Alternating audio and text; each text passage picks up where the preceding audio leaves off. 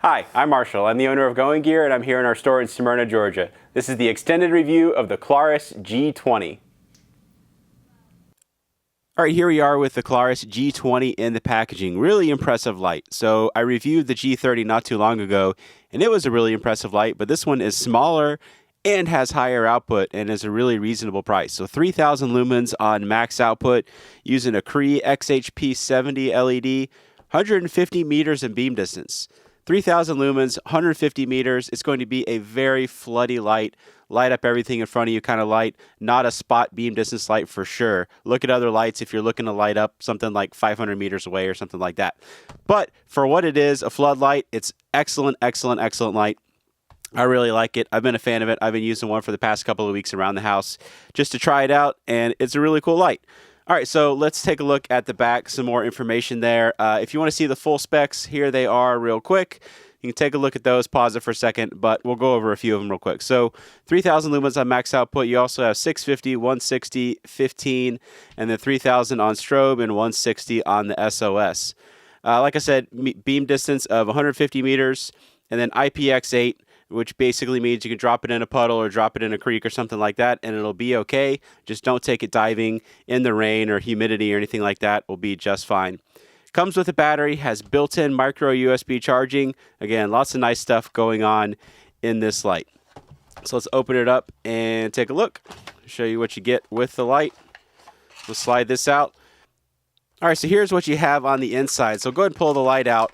One thing that you'll notice is that this thing is surprisingly compact. So 3,000 lumens out of this thing, and big fat LED in there. Normally you put that big fat LED in a big fat light, but they went the opposite direction and put it in a relatively compact light. Something that's probably a little bit too big to carry around in your EDC, but still reasonable to throw in your pocket or in your pack or in your vehicle, wherever else you want to have it when you need it.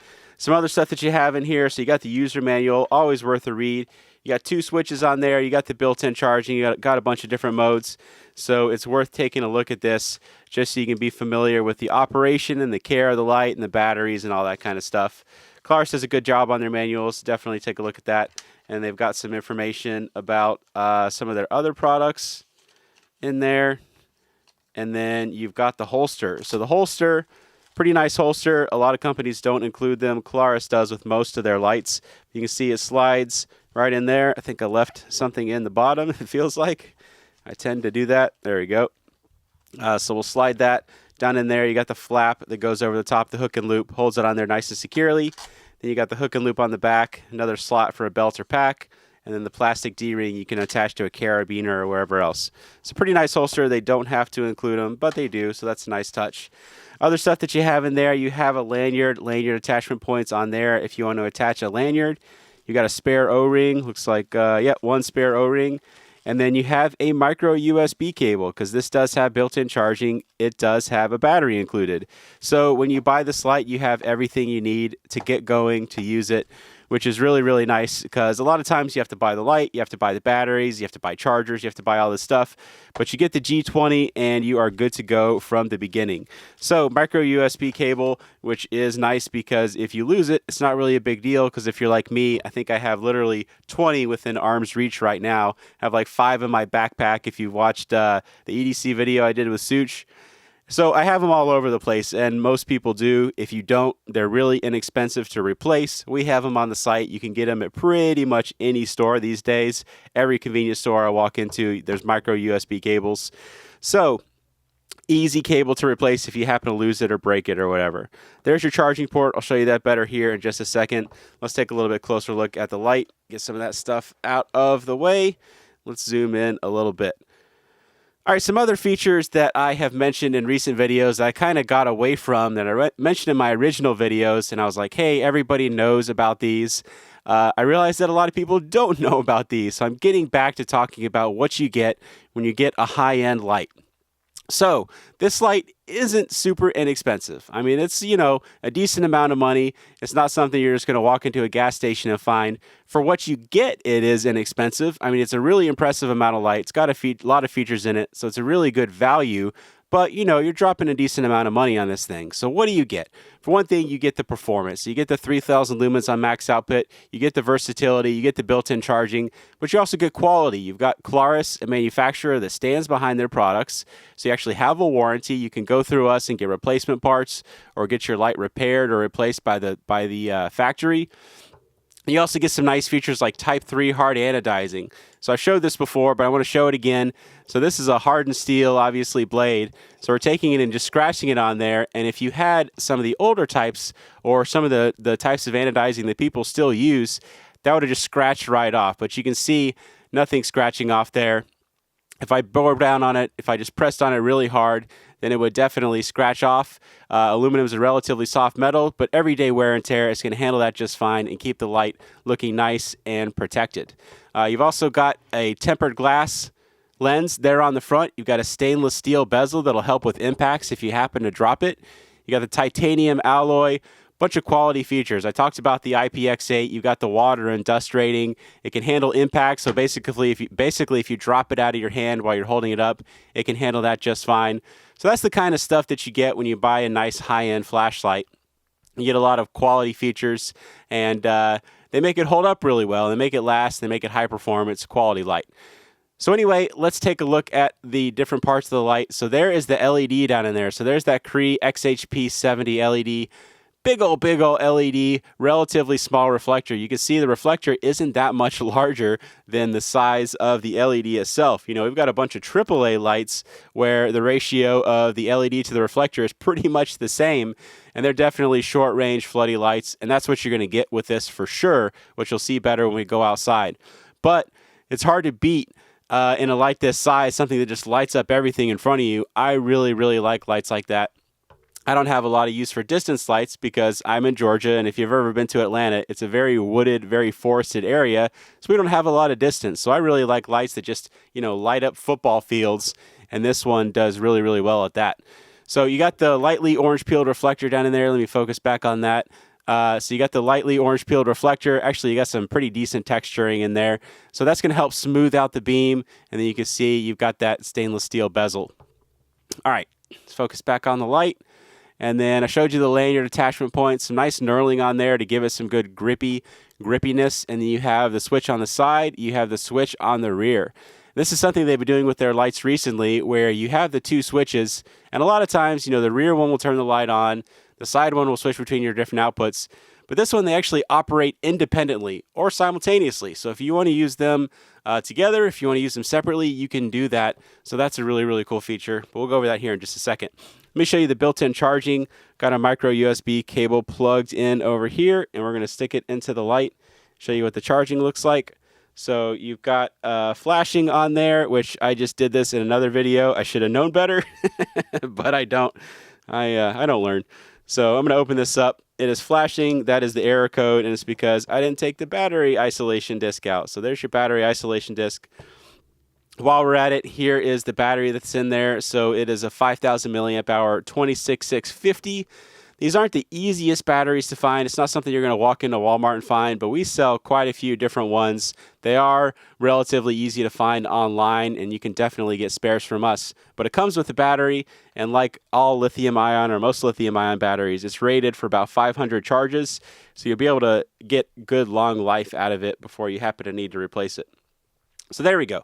Now we've got it charging. You got the red lit up, and when it's done charging, it will turn green, and you'll be good to go.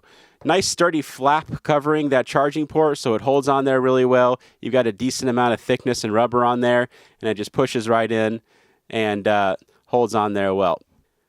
All right, I accidentally gave you a sneak peek of the interface, but let's talk about it a little bit more in depth. So hit that side switch. It'll turn the light on. Keep on tapping it. It'll cycle through your different outputs. Double click while it's on. It will go into strobe. Do it again. It'll go into SOS. Tap it to get back into your regular illumination. And it does have mode memory, so press and hold to turn the light off. When you turn it back on, it'll be back in that same output. From off, you can also get straight to max output. So you press and hold that side switch, it'll go straight into a momentary of the max output. Now, a note on the max output.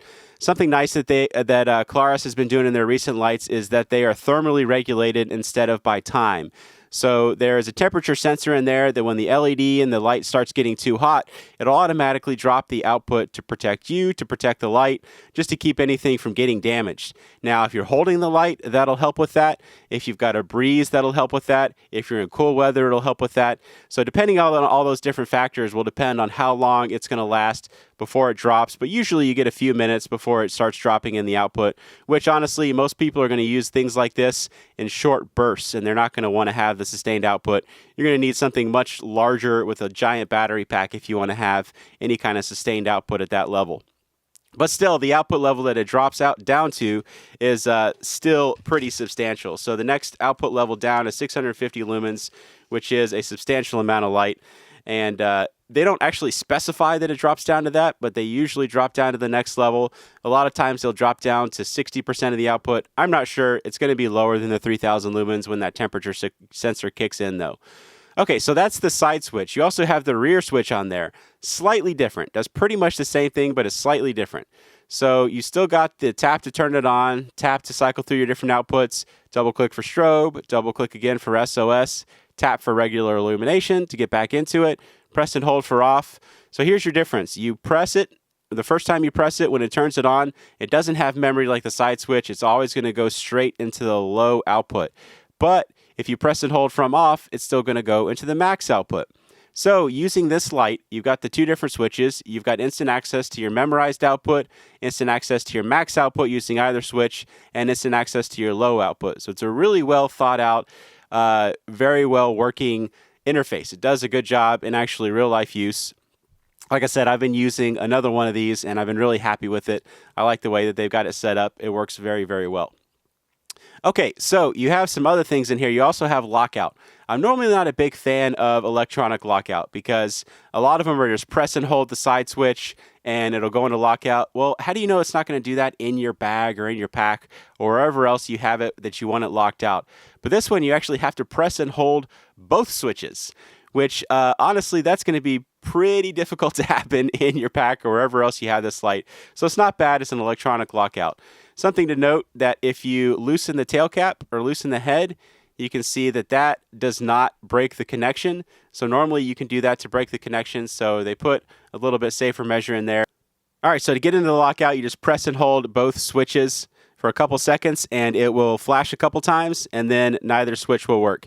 And to get it back out of that, you just triple click either switch really quickly and it'll flash a couple times and then you're back in your regular operation.